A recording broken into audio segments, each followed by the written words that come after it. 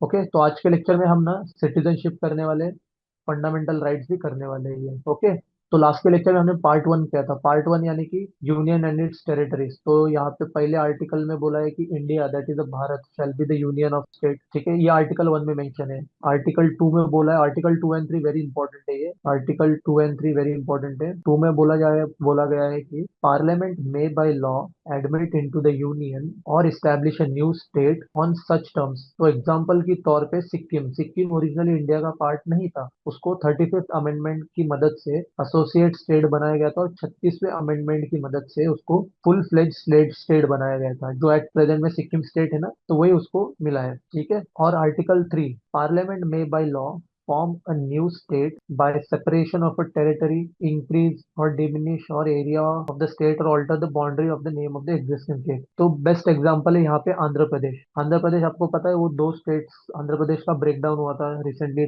2014 में something, yes, वहां पे उसको तोड़कर दो अलग अलग स्टेट बनाए गए थे, तेलंगाना और आंध्र प्रदेश। तो ये आर्टिकल थ्री का यूज हुआ था यहाँ पे। तो आर्टिकल टू कंफ्यूजिंग होता है, तो अच्छे से आप रिवाइज करिए तो आपका कंफ्यूजन दूर हो जाएगा।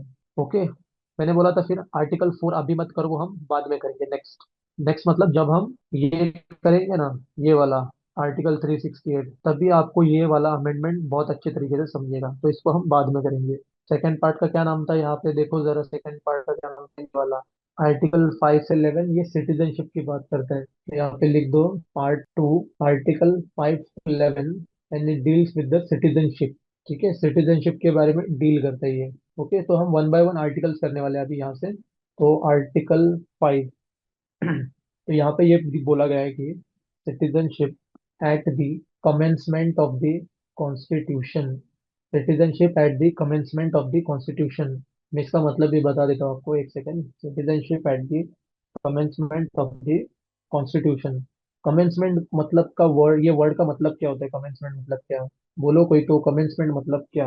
किसी चीज का स्टार्टिंग, किसी चीज का स्टार्टिंग, जैसे कि स्टार्टिंग ऑफ द कॉन्स्टिट्यूशन बोला गया है यहाँ पे। तो मुझे आप लोग बताओ, अपना कॉन्स्टिट्यूशन कभी स्टार्ट हुआ था, कभी इसको अप्लाई किया गया था? आपको माइक ऑन करके बोलना है, ठीक है, या फिर मुझे नाम कॉल आउट करना पड़ेगा one by one? Sir constitution enforce हुआ था on 26 January 1950। Yes, constitution enforce, yes, enforced हुआ था 26 जैन 1950। एनफोर्स यानी कि लागू किया गया था इसको, ठीक है। और जब बन के तैयार हो गया था, रेडी था, और हमने एडॉप्ट भी इसी दिन किया था, एडॉप्ट किया था, तो ये था 26 नवंबर 1949। 26 नवंबर 1949 को हमने कॉन्स्टिट्यूशन को एडॉप्ट किया था, और 26 जनवरी 1950 को हमने इसको लागू किया था, कमेंस किया था। तो पहले आर्टिकल 5 में ये बोला है कि citizenship at the commencement of the constitution, मतलब जब भी कॉन्स्टिट्यूशन स्टार्ट किया गया था उस टाइम पे जो भी इंडिया के सिटीजन थे उनको बाय डिफॉल्ट सिटीजनशिप मिलेगा। बस यही दिया गया है यहाँ पे। ये कॉन्स्टिट्यूशनल वर्डिंग से आपको ये ऐसे याद ही होना चाहिए, ठीक है। Citizenship at the commencement of the constitution is mentioned in which article, ऐसे स्ट्रेट फॉरवर्ड क्वेश्चन बनते हैं। नेक्स्ट, आर्टिकल 6, आर्टिकल 6 और 7 इंपॉर्टेंट है। राइट ऑफ सिटीजनशिप, मैं सिटीजनशिप को सीरियस लिखता हूँ, ठीक है। Right of citizenship of certain person who have migrated to India from Pakistan. तो बताओ मुझे इस आर्टिकल का क्या मतलब होगा?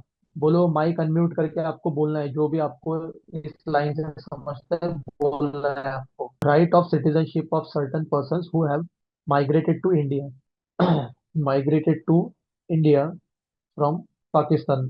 जो लोग पाकिस्तान से इंडिया आ गए, इन शॉर्ट यही है, पाकिस्तान से जो लोग इंडिया में आ गए उनको सिटीजनशिप मिलेगा, पार्टीशन के बाद वाला। तो यही है फर्क इसमें। आर्टिकल 7 भी करते हैं, फिर हम दोनों एक साथ वापस से डिस्कस करते हैं। आर्टिकल 7 भी थोड़ा बहुत सिमिलर टाइप का ही है।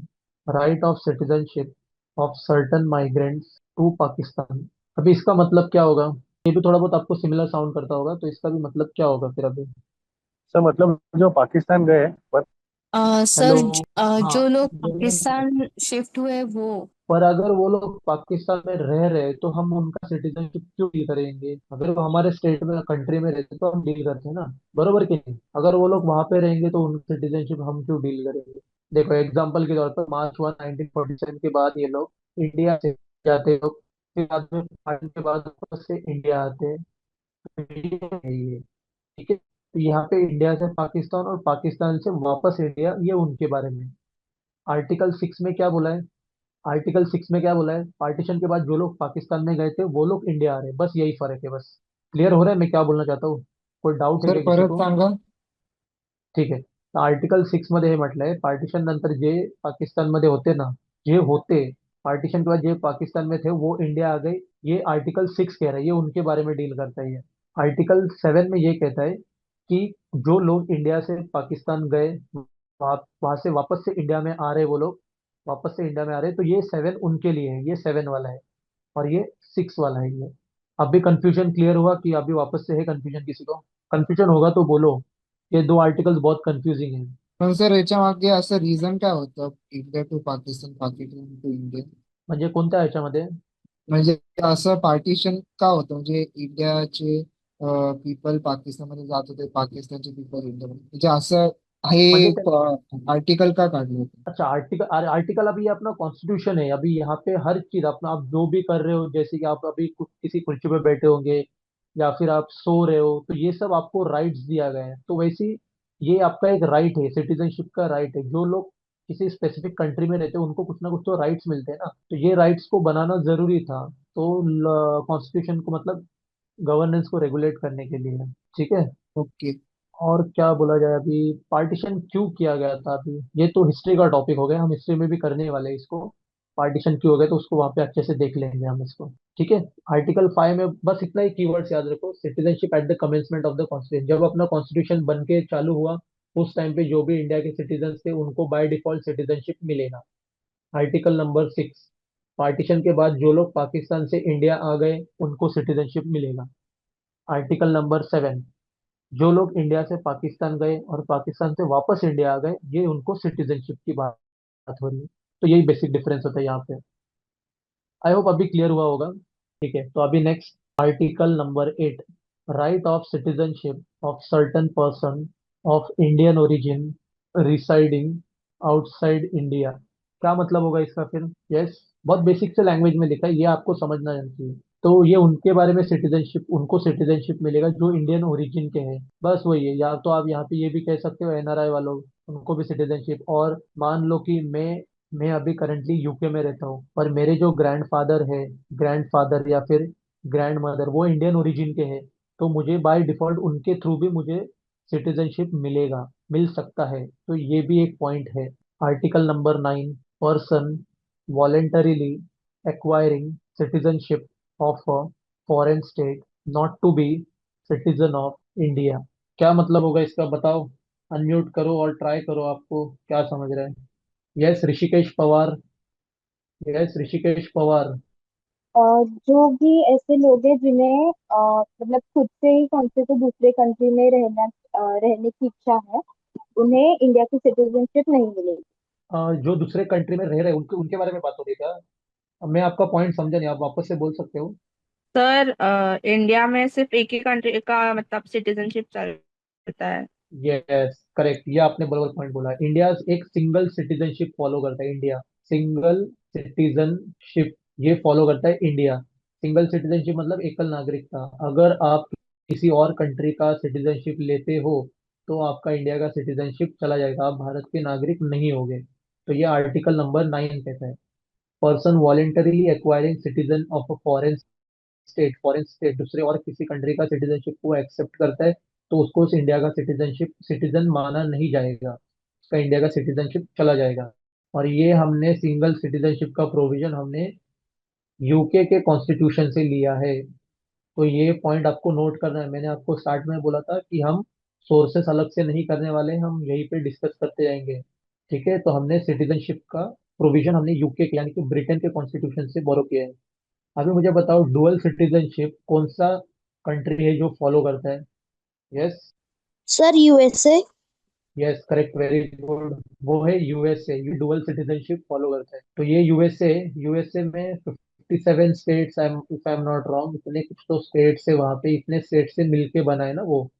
तो वहां पे कैसे होता है, आप ओवरऑल इसके सिटीजनशिप के साथ साथ आपको एक पर्टिकुलर स्टेट का भी सिटीजनशिप मिलता है। तो यही होता है डुअल सिटीजनशिप। ठीक है, आपको इसका मीनिंग नहीं पूछा जाएगा एग्जाम पर्सपेक्टिव, यही इंपॉर्टेंट है कि डुअल सिटीजनशिप कौन सा कंट्री फॉलो करता है और हमने सिंगल सिटीजनशिप कहाँ से बोरो किया है, यही चीजें इंपॉर्टेंट है बस। तो अभी आर्टिकल नंबर 10 करते हैं फिर, continuance of right of citizenship.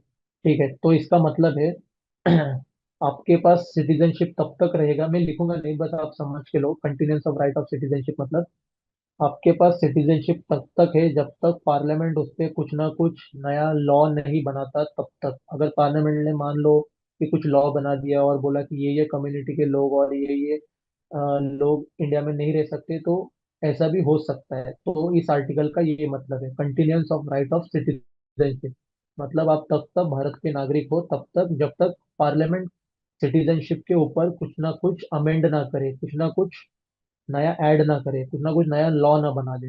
यही बेसिक सा फर्क है इसमें। कोई डाउट है 10 में? 11th वाला, parliament to regulate the right of citizenship by law. Parliament to regulate the right of citizenship by law, आपने जो अभी 10 में पढ़ा था ना, वो 11th में अच्छे से मेंशन करके दिया गया और उसको कारण बताया गया, क्योंकि पार्लियामेंट के पास पावर है कि आपको सिटीजनशिप में कुछ भी अमेंड करना है, तो इसका पावर सिर्फ पार्लियामेंट के पास है। ओके, तो ये इतने आर्टिकल्स थे पार्ट नंबर 2 में। कोई डाउट है किसी को किसी आर्टिकल में? किसी को कुछ किसी आर्टिकल में डाउट है तो ये पार्ट 2 हो गया अभी अपना। ये पार्ट 2 हो गया, अभी पार्ट 2 में आता है 5 to 11। तो ये 5, ये 6, 7, 8, 9, 10, 11। ओके, कोई डाउट है?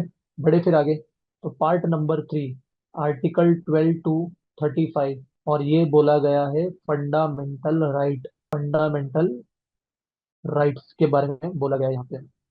ठीक है, तो फिर मग स्टार्ट करते हैं इसको अभी। हाँ बोलो ना, कोई कुछ बोल रहा बस था। तो मागची स्लाइड दाखवू शकाल का? एक सेकंड। हाँ, तो अभी हम फंडामेंटल राइट स्टार्ट करते हैं। ये पहली बात तो इसको हमने बोरो कहाँ से किया, बताओ? फंडामेंटल राइट को हमने कौन से कंट्री के कॉन्स्टिट्यूशन से बोरो किया? कोई आइडिया किसी को? USA. Yes, very good, constitution of USA.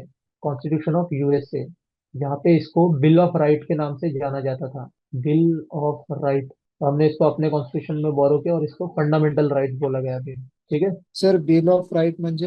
अरे त्यांच्या इकडे जे आपल्या इकडे जे फंडामेंटल राईट्स आहे ना, त्यांच्या तिकडे त्याला बिल ऑफ राईट्स बोलायचे, आणि सेम प्रोविजन आपण आपल्या कॉन्स्टिट्यूशन मध्ये घेतला आणि त्याला अपन फंडामेंटल राइट्स म्हणतो।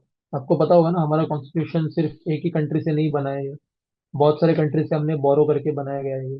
तो वहां से एक फंडामेंटल राइट है ये। ठीक है। और ठीक है, फिर स्टार्ट करते हैं अभी वन बाय वन। पहले कितने फंडामेंटल राइट्स है वो लिखो। पहला, राइट टू इक्वालिटी, आर्टिकल 14 से लेके 18 तक। Second, right to freedom, article 19 से लेके 22 तक। थर्ड वाला, राइट अगेंस्ट एक्सप्लॉइटेशन। ये पहले लिखो, फिर हम वन बाय वन आर्टिकल को डिस्कस करेंगे। 23 और ये 24। नेक्स्ट, फोर्थ वाला, right to freedom of religion, article 25 से लेकर 28 तक। Right to property, 31। Right to constitutional remedies, 32। ठीक है, तो ये 6 फंडामेंटल राइट्स है।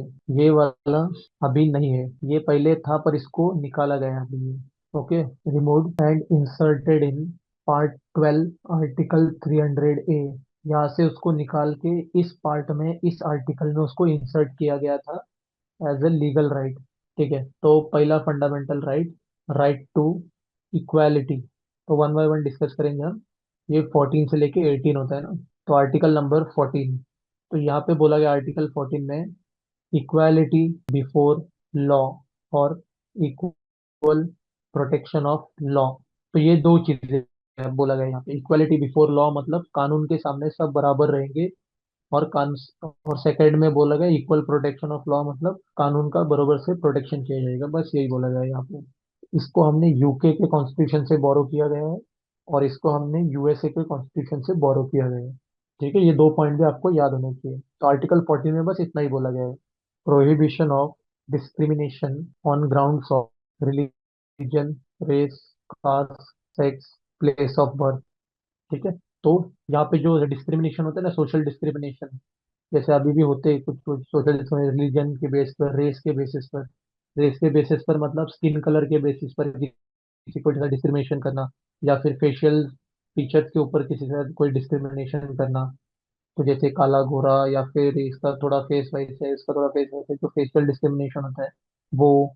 जाति के आधार पर डिस्क्रिमिनेशन, सेक्स के आधार पर डिस्क्रिमिनेशन, प्लेस ऑफ बर्थ के आधार पर, ये सब डिस्क्रिमिनेशन होते हैं। उनका प्रोहिबिशन आर्टिकल नंबर 15 में दिया गया है। तो ये डिस्क्रिमिनेशन नहीं होना चाहिए, इसके लिए अलग से प्रोविजन दिया गया है यहाँ पे। Next, article number 16, equal opportunity public employment. ठीक है, equal opportunity in public public employment यहाँ पे बोला गया है ये। ठीक है, मतलब हर सिटीजन को, हर सिटीजन के पास राइट है कि उसको इक्वल चांसेस मिलना चाहिए किसी भी गवर्नमेंट सेक्टर या फिर प्राइवेट सेक्टर में काम करने के लिए। पब्लिक एम्प्लॉयमेंट मतलब मोस्टली तो गवर्नमेंट ही होगा यहाँ पे। ठीक है, यही बोला गया। तो आपको यहाँ पे डिस्क्रिमिनेट नहीं किया जा सकता कि आप इस कम्युनिटी के, इस रिलीजन से हो तो आपको अपॉर्चुनिटी कम मिला जाएगा ये। ठीक है, और यहीं पे ही बैकवर्ड क्लास के बारे में, बैकवर्ड क्लास का रिजर्वेशन भी मेंशन किया गया है यहीं पे। ठीक है, जो भी बैकवर्ड क्लासेस होते हैं ना, उनके लिए जो पब्लिक एम्प्लॉयमेंट में रिजर्वेशन मिलना चाहिए, जो भी कुछ थोड़ा कंसेशन मिलना चाहिए, वो यहाँ पे मेंशन किया गया है। तो ये अपने ओन वर्ड्स में लिख दो आप। Next, article number 17, abolition of untouchability. Abolition of untouchability यानी कि छुआछूत बोलते हैं ना इसको, कि मैं इसको छू नहीं सकता, इसको छूंगा तो ये ऐसा हो जाएगा, वैसा हो जाएगा, बोलते हैं ना, इसके हाथ का पानी नहीं पी सकता हूँ, पीऊंगा नहीं, ऐसे बहुत अभी अभी के टाइम पे भी होते हैं कुछ कुछ जगहों पे। ठीक है, तो पहले के टाइम पे ये बहुत ज्यादा होता था एज कम्पेयर टू टुडे। तो ये अनटचेबिलिटी नहीं होना चाहिए, तो इसके लिए अलग से आर्टिकल दिया गया है यहाँ पे। Next, 18, abolition of titles.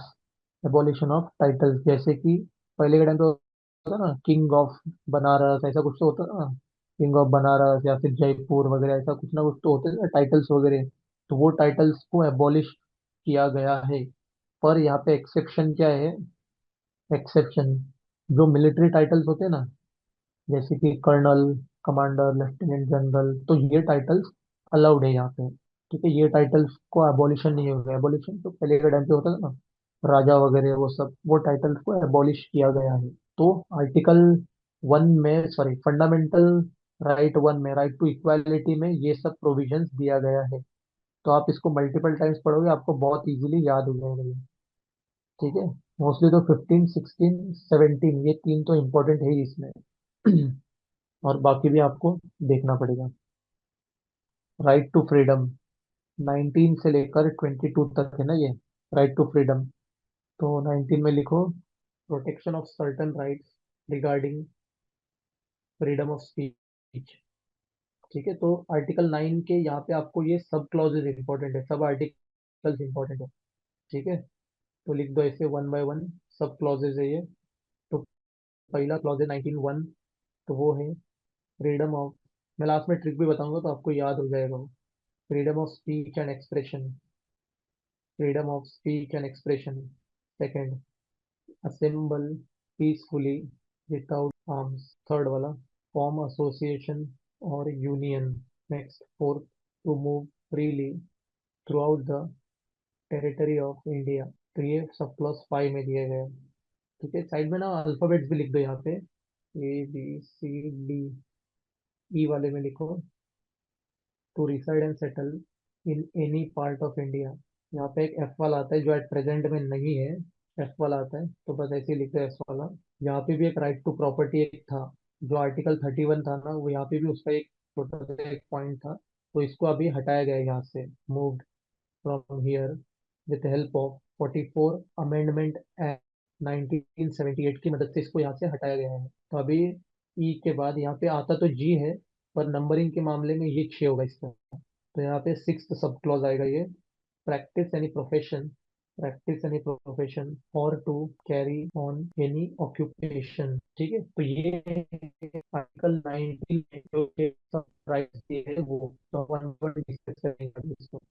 तो अभी पहला आर्टिकल तो आपका फ्रीडम ऑफ एक्सप्रेशन, मतलब आपके पास बोलने का अधिकार है, राइट टू, एक सेकंड, बस पहला वाला, right to freedom of speech and expression, मतलब आपके पास बोलने का अधिकार है। पर ऐसे भी नहीं कि आप कुछ भी बोलोगे कुछ सर्टन लिमिटेशंस होते हैं, तो ऐसे कुछ भी नहीं बोल सकते हम, पर हमारे पास बोलने का अधिकार है। ओके। Assemble peacefully. यस, तो यहाँ पे ना स्पीच को सर्कल करो, क्योंकि लास्ट में मैं ट्रिक की मदद से बताऊंगा तो आपको समराइज हो जाएगा वो। Freedom of speech and expression. Second, assemble peacefully without arms. बिना हथियार के आपको असेंबल कर हो सकते हो आप, पर विदाउट आर्म्स बोला है आपने। नेक्स्ट, फॉर्म एसोसिएशन और यूनियन। एसोसिएशन यानी कि ग्रुप बनाना, ऐसा। ये थर्ड वाला एसोसिएशन को सर्कल करो। Next, to move freely throughout the territory of India. आप भारत के किसी भी क्षेत्र में जाके घूम सकते हो, पर पीओके वाला क्षेत्र नहीं, वहाँ पे आप नहीं जा सकते हो, क्योंकि वो हमारे कंट्रोल में नहीं है। तो आप बोल नहीं सकते हो कि मेरा फंडामेंटल राइट्स का वायलेशन हो रहा है, मुझे पीओके में जाने से मना कर रहे हैं, या फिर राष्ट्रपति भवन में जाने से मना कर रहे हैं। तो यहाँ पे भी कुछ एक्सेप्शन होते हैं, आप किधर भी नहीं जा सकते हो, ठीक है। नेक्स्ट, वैसे ही यहाँ पे, yes, to reside and settle in any part of India. Again same चीज, आप कहीं पे भी जाके रह सकते हो, पर कुछ सर्टेन जगहों को छोड़ के। ओके। तो रिसाइड एंड सेटल, तो यहाँ पे आर रिसाइड को सर्कल करो, और यहाँ पे ऑक्यूपेशन। आपके पास फ्रीडम है, आप कोई भी प्रोफेशन को कैरी कर सकते हो, कोई भी ऑक्यूपेशन को फॉलो कर सकते हो। तो यहाँ पे ट्रिक यही होता है कि SAAMRO। तो ये ट्रिक होता है यहाँ पे, सामरो करके याद रखो इसको, मैंने भी ऐसे याद रखा था। सामरो।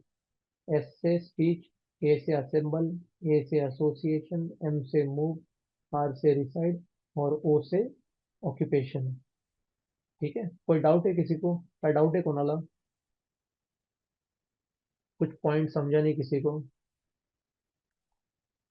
ठीक है, स्लाइड चेंज करो, फिर किसी का लिखना बाकी है तो बोलो, नहीं तो फिर मैं स्लाइड चेंज कर दूंगा। आगे के आर्टिकल्स को हम डिस्कस करेंगे फिर।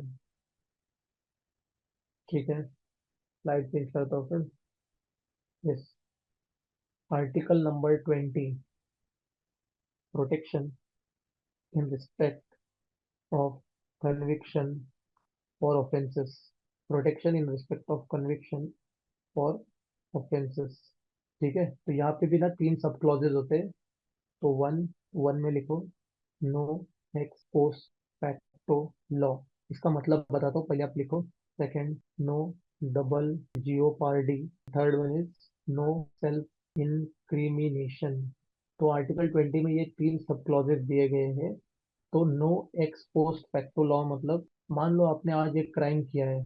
ठीक है, मान लो आपने एक आज क्राइम किया है कि आपने एक पेन चोरी किया, समझ लो, एक किसी से पेन चोरी किया, और उसके लिए अब भी जाके कोई सजा नहीं है। पर इन फ्यूचर इसके लिए जाके एक प्रोविजन आता है कि पेन चोरी करने वालों को एक सजा दिया जाएगा कि 1 ईयर का जेल होगा उनको। ठीक है, तो अभी ऐसे तो नहीं होगा कि आपने पास में कोई चोरी किया था तो आपको अभी उसके लिए सजा मिलेगा, क्योंकि तभी आपने जब पेन चोरी किया था तभी पेन चोरी के लिए कोई सजा नहीं था, पर अभी इसके लिए 1 साल का जेल है। तो इस आर्टिकल का, इस क्लॉज का ये मतलब है कि जिस टाइम पे आपने जो क्राइम किया था तो आपको वही सजा मिलेगी। जैसे कि यहाँ पे इस क्राइम के लिए कोई सजा नहीं है तो आपको सजा ही नहीं मिलेगा।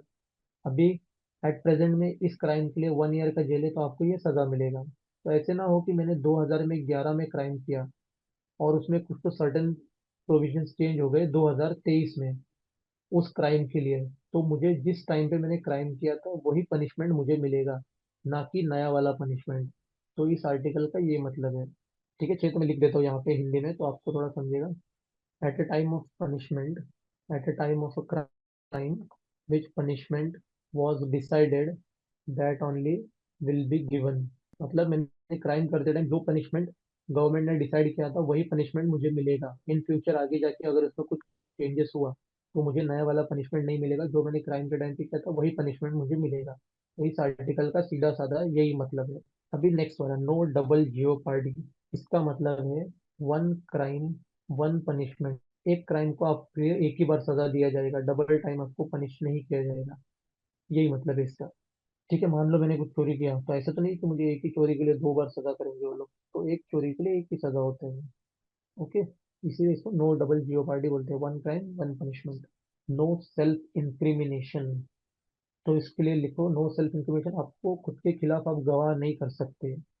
You cannot be force to confess or testify against yourself आप अपने खिलाफ ही गवाह नहीं बन सकते, सीधा साधा यही मतलब इसका।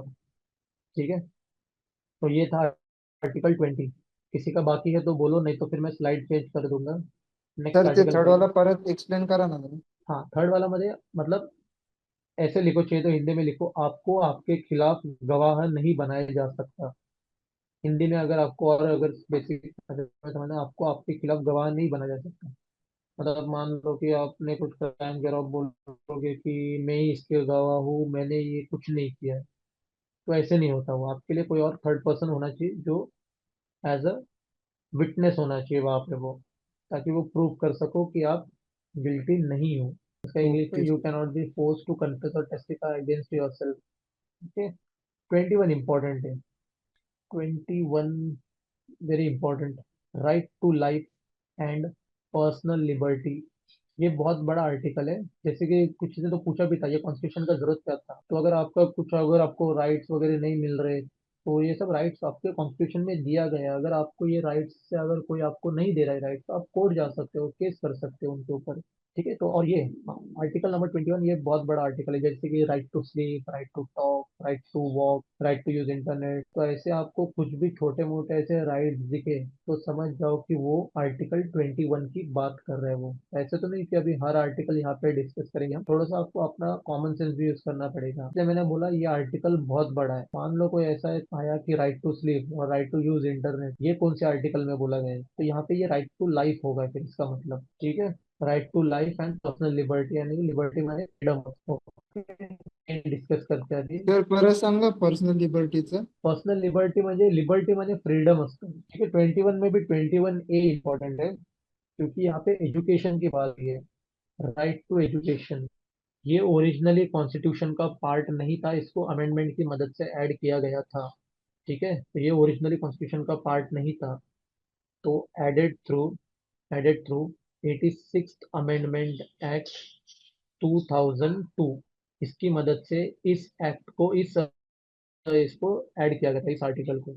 ठीक है, यहाँ पे ये बोला गया है कि राइट टू एजुकेशन में ये बोला गया है कि 6 से 14 साल के बच्चों को, 6 to 14 years of child must have free and compulsory education. इसलिए इम्पोर्टेंट है ये, free and compulsory education. Age age gap important है, 6 से 14 साल के बच्चों को free and compulsory education. Article number 21A। Okay, clear हुआ? अभी कोई डाउट है किसी को? हाँ, एक राइट टू एजुकेशन एक्ट भी देख ही लो अभी, ईयर इंपॉर्टेंट है। राइट टू एजुकेशन एक्ट 2009, ये एक एक्ट है, राइट टू एजुकेशन एक्ट 2009। इसमें एजुकेशन के रिगार्डिंग प्रोविजंस दिए गए थे, वही है बस। हाँ, एक नोट करके लिखो अभी, वेरी इंपॉर्टेंट, नोट करके लिखो। Article 20 and 21 cannot be suspended, cannot be suspended, cannot be suspend during national emergency, national emergency. ठीक है, अभी ये नेशनल इमरजेंसी भी हम आगे डिस्कस करने वाले हैं। तो ये हमने जर्मनी के कॉन्स्टिट्यूशन से बोरो किया है, जर्मनी के कॉन्स्टिट्यूशन से बोरो किया नेशनल इमरजेंसी। ओके, तो ये दो आर्टिकल्स है, इसके अलावा जितने भी आर्टिकल्स है ना, वो हम आगे पढ़ेंगे। वो सभी आर्टिकल सस्पेंड होते हैं अगर इमरजेंसी लगा तो। इमरजेंसी भी 3 तरह के होते हैं, वो भी हम जब इमरजेंसी टॉपिक करेंगे वहाँ पे अच्छे तरीके से डिस्कस करने वाले हैं। अभी के लिए सिर्फ ये दो आर्टिकल्स नोट करके लिखो अच्छे से। 20 और 21 कभी भी सस्पेंड नहीं होते, कौन सा भी इमरजेंसी हो ये सस्पेंड होते ही नहीं है। बाकी के जितने भी आर्टिकल्स होते हैं वो सस्पेंड हो जाते हैं। और हमने नेशनल इमरजेंसी का प्रोविजन जर्मनी के कॉन्स्टिट्यूशन से बोरो किया है। क्लियर है यहाँ तक? यस नो बोलते जाओ, क्लियर है यहाँ तक? तो yes right sir. To education 2009 मध्ये डाऊट होते एकदा परत explain हाँ करा. बोला ना. राईट टू एज्युकेशन 2009 हाँ, काय झालं त्याचं? म्हणजे ते काय होतं ते परत एकदा सांगाल का? अच्छा, राइट टू एजुकेशन ना, ये एक एक्ट है। ठीक है, 2009 में गवर्नमेंट ने इस एक्ट को लाया गया था। तो उसमें एजुकेशन के बारे में प्रोविजन दिया गया है कि उसमें यही मेंशन किया गया है कि 6 से 14 साल के बच्चों को फ्री एंड कंपलसरी एजुकेशन मिलना चाहिए। बस यही होता है। एग्जाम पर्सपेक्टिव से आपको सिर्फ इम्पोर्टेंट है कि ईयर। ओके, इन डेप्थ मत जाओ, यहाँ पे वेस्ट ऑफ टाइम होगा फिर वो। राइट टू एजुकेशन, ठीक है, बस इतना ही देखो। ओके, और क्या है फिर यहाँ पे अभी? ठीक है। हाँ, नेक्स्ट ही करते फिर अभी। 22, article number 22, article number 22, protection against arrest and detention in certain cases. ठीक है, यहाँ पे ये दिया गया है article number 2, one by one discuss करेंगे। प्रोटेक्शन अगेंस्ट अरेस्ट, आपको अरेस्ट करके डिटेन किया जा रहा है, तो उसमें क्या प्रोविजन होना चाहिए, ठीक है, वो वन में डिस्कस करेंगे। इसके अंदर तीन सब आर्टिकल्स हैं। हम्म तो पहला, अगर आपको अरेस्ट किया गया है तो आपके पास राइट है, राइट टू बी इन्फॉर्म। आपको इन्फॉर्म, आपके पास हक है कि मुझे किस आधार पे आप अरेस्ट कर रहे हो। आप पूछ सकते हो पुलिस ऑफिसर को कि मुझे किस ग्राउंड पे आपने अरेस्ट किया, क्या रीजन है, ऐसा क्या क्राइम किया है मैंने। ठीक है, मोस्ट ऑफ द केसेस में क्या होता है, पुलिस वाले मार ही देते हैं डायरेक्टली, जो भी जिसको भी अरेस्ट करते हैं, अगर वो ज्यादा ही पूछने लग गया तो। पर ये हमारा राइट है, मोस्ट ऑफ द लोगों को मालूम नहीं होता है। अगर आपको अरेस्ट किया गया है तो आपको पूछना हक है, आपका कॉन्स्टिट्यूशन में मेंशन है कि आपको अरेस्ट किया गया है, तो आप आवाज उठा सकते हो। ठीक है। Next, right to be defended by legal practitioner. Right to be defended by legal practitioner मतलब आपको अरेस्ट किया गया है तो आप वकील वगैरह हायर कर सकते हो, तो आपके पास हक है, तो जो वकील आपका केस वगैरह लड़ सकता है। ठीक है, तो ये सेकंड में दिया गया है। Third, right to be produced before magistrate within 24 hours. ठीक है, तो अगर पुलिस लोगों ने आपको अरेस्ट किया है तो आपको विद इन 24 आवर्स उन पुलिस को मैजिस्ट्रेट के सामने प्रोड्यूस करना पड़ेगा, उसके सामने आपको पेश करना होता है। ये एक सिविल ऑफिसर होता है, गवर्नमेंट अथॉरिटी होता है, ये उसके सामने पुलिस वालों को जो भी अरेस्टेड पर्सन उसको पेश करना होता है। नहीं किया तो पुलिस के ऊपर कार्रवाई वगैरह हो सकता है, वो प्रॉब्लम में फंस सकते हैं। तो ये बोला गया 22 में। ठीक है, कोई डाउट है यहाँ तक, फिर हम थर्ड फंडामेंटल राइट करेंगे। कोई डाउट है? ठीक है, तो थर्ड वाला लिख लेते हैं। Third, third fundamental right, right against exploitation. Right against exploitation, 23 and 24। तो 23 में क्या लिखा है वो डिस्कस करते हैं। Prohibition of human trafficking, human trafficking, human being and force labour, and force labour. ठीक है, ये 23 में क्या बोला गया है। 24 का भी लिख लेते हैं। Prohibition of employment of childrens below 14 years, hazardous place. ठीक है, लिखो इसको। तो आर्टिकल 23 में बोला गया है prohibition of human traffic. Human traffic मतलब, इसको अभी सीधा साधा human human traffic in human beings बोला गया है।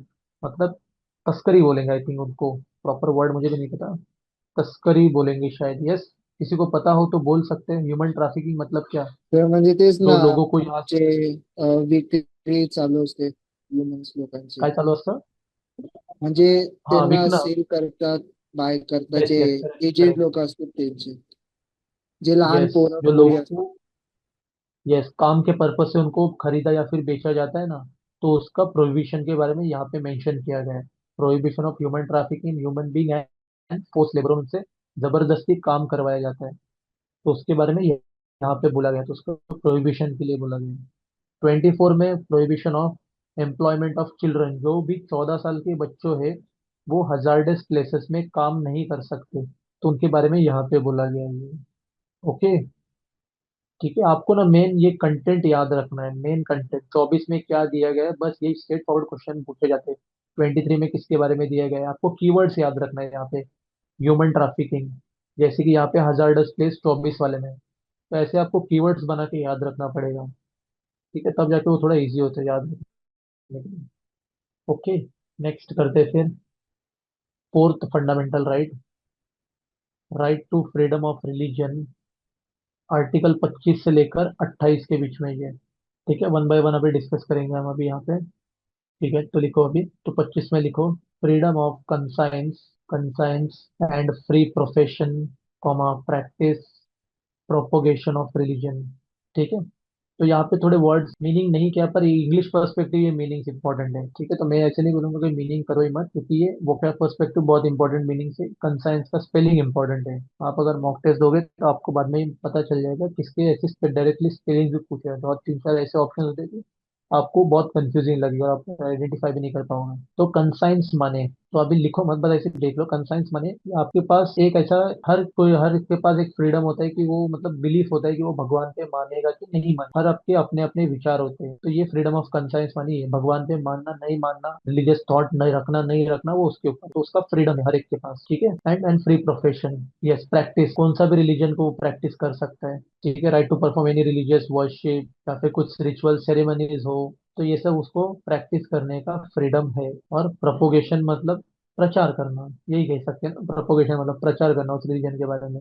ओके, ठीक है, या फिर लोगों से शेयर करना, यही सब है। अगेन इसका मेन कंटेंट याद रखो, freedom of conscience, profession, practice, prorogation, ये सब ऐसे कुछ बड़े बड़े वर्ड दिखे, समझ जाओ आर्टिकल नंबर 25 है ये। Okay. 26, freedom to manage religious affair. Freedom to manage religious affair मतलब हर रिलीजियस ग्रुप के पास एक राइट है कि वो अपना एक इंस्टीट्यूशन बना सकता है, जैसे कि टेम्पल हो, मॉस्क हो, चर्च हो। तो ये सब हर एक के पास, हर रिलीजन के लोगों के पास राइट है, या तो टेम्पल बनाओ, मॉस्क बनाओ, चर्च बनाओ, या फिर कुछ प्रॉपर्टी वगैरह रिलीजियस प्रॉपर्टी भी आप परचेस कर सकते हो रिलीजियस पर्पस के लिए, तो इसके लिए भी आपके पास एक फ्रीडम है। तो ये आर्टिकल नंबर 26 में दिया गया है। ओके, ठीक है, बस यही बोला गया है यहाँ पे 26 में। Next 27, freedom as to payment of taxes for promotion of any particular religion. ठीक है, तो ऐसे नहीं हो सकता कि सिर्फ एक पर्टिकुलर रिलीजन से गवर्नमेंट टैक्स कलेक्ट कर रहा है, ऐसे नहीं होना चाहिए। तो यहाँ पे इसका यही मतलब है, कोई भी एक स्पेसिफिक रिलीजन से टैक्स कलेक्ट नहीं करना चाहिए।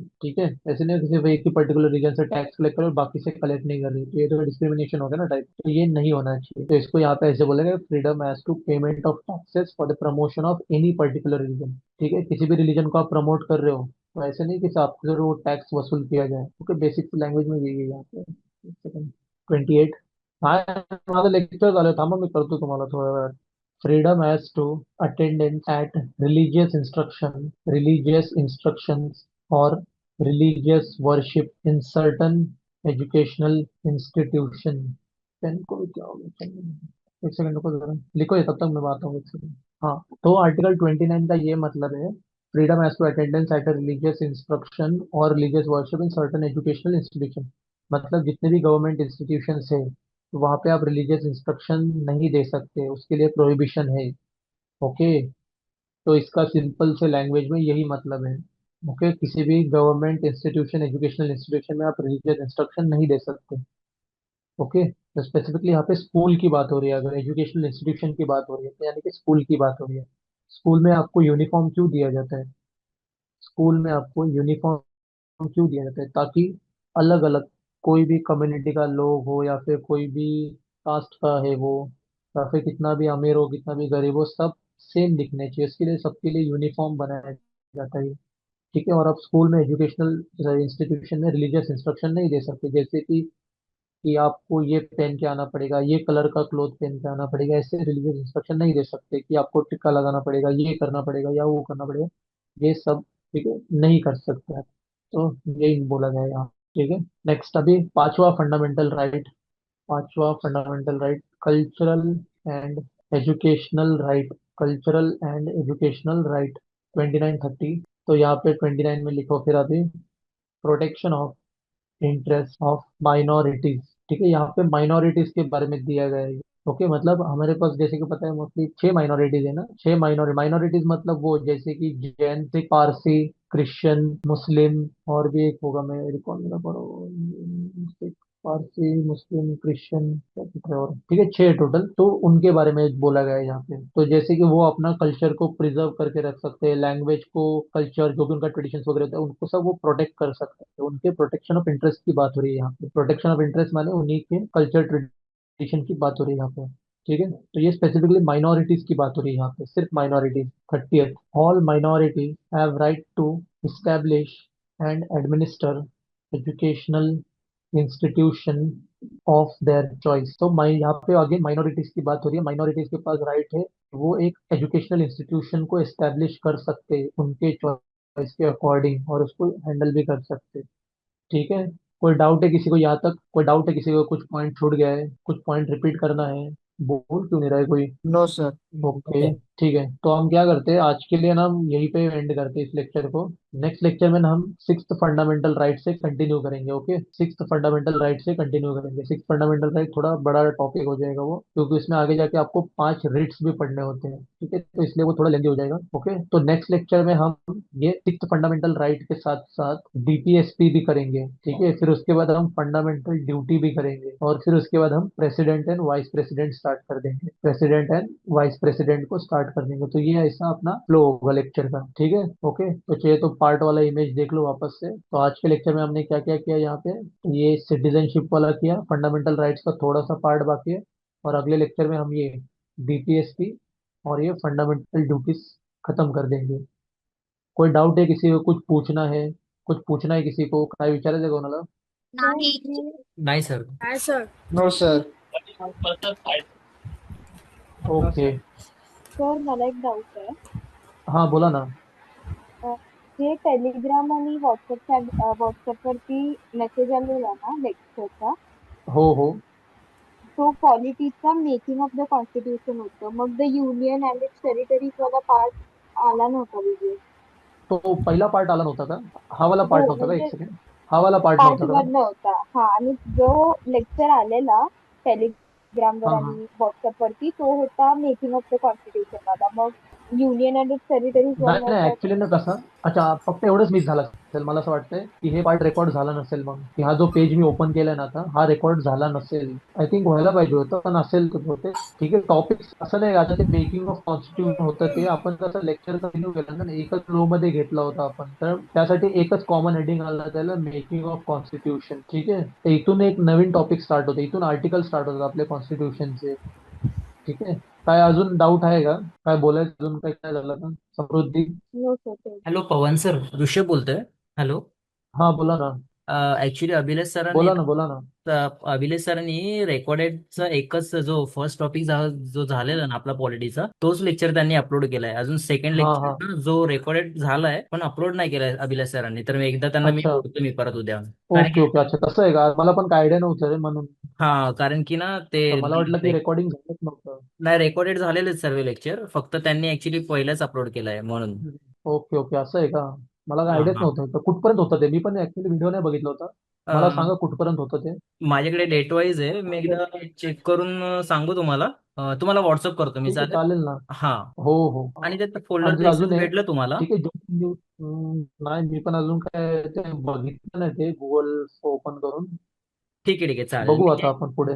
जे अपलोड झालेत ना, मी ते तुम्हाला म्हणजे पिन करून सांगतो तुम्हाला व्हॉट्सअपला. ठीक आहे, थोड्या वेळामध्ये. ठीक आहे ठीक आहे, चालेल ना. हा. न्यू स्टुडंट्स लक्ष द्या इकडे, ज्यांचं पण स्टार्टिंगचे एक दोन लेक्चर्स मिस झाले होते ना, त्यांच्यासाठी आहे.